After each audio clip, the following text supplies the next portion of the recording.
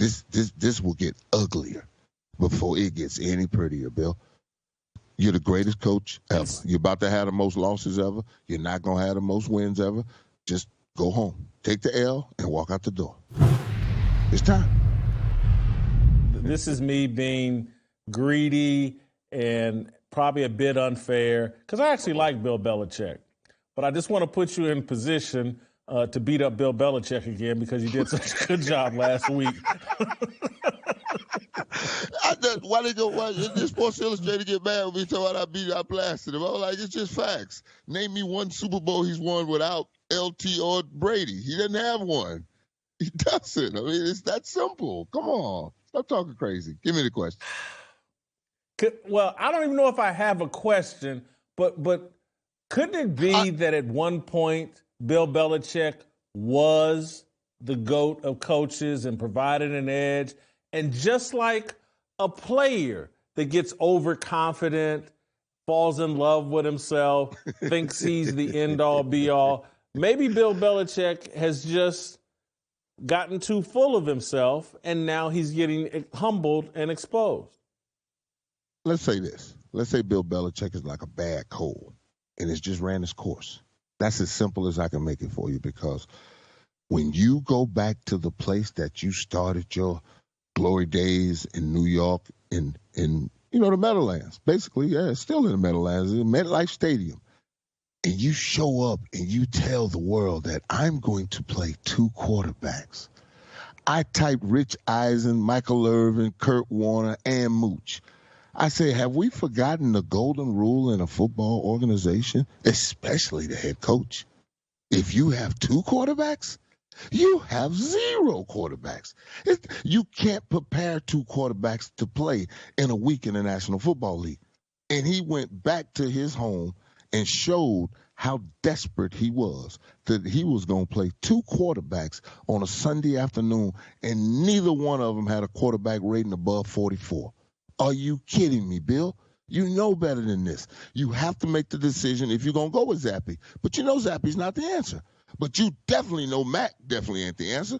So just go and ride the bad wave all the way to the shore, pick up your trophies, and go home.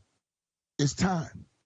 There's no dream player in the draft. There's no rugby player in Europe that you're going to go find that can play in the third round. None of this is working anymore, Bill. Your team is fundamentally unsound, and then you miss a field goal at the end of that game to just drive the nail all the way home. This will get uglier before it gets any prettier, Bill.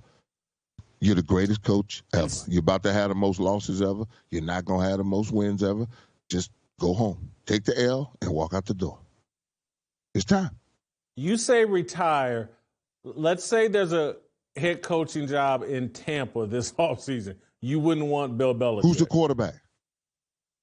I don't know. You're going from the frying pan and into the fire. The only thing that made some sense is Justin Herbert out in Los Angeles. But the L.A. media, they're not going to put up with that on the next week. Come on, man. You can't go to Hollywood with that. Come on, man. You can run that up in Foxboro and at Gillette and all of that. Boston media, they'll take that.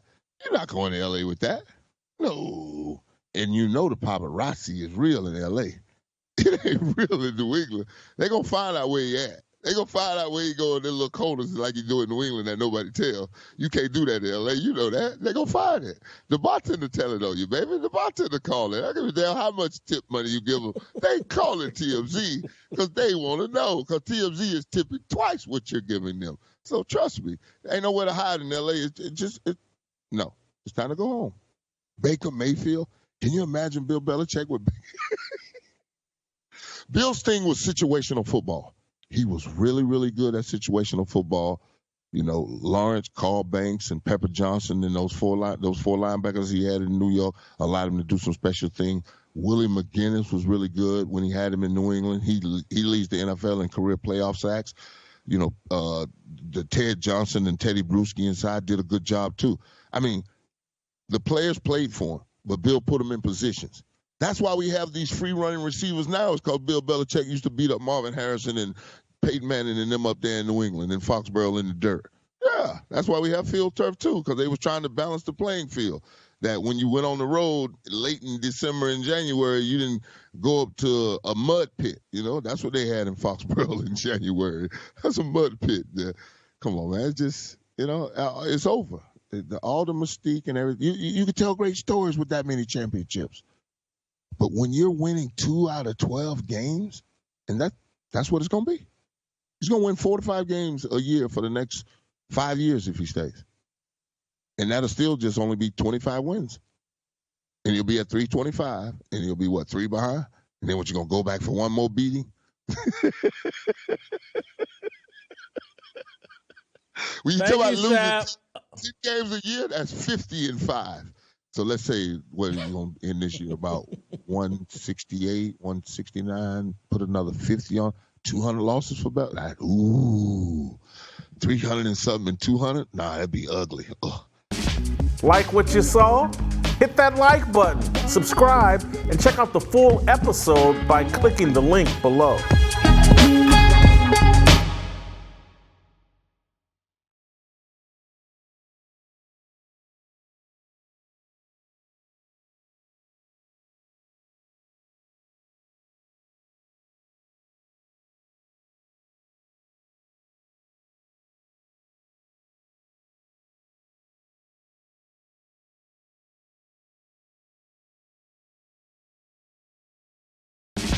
Like what you saw? Hit that like button, subscribe, and check out the full episode by clicking the link below.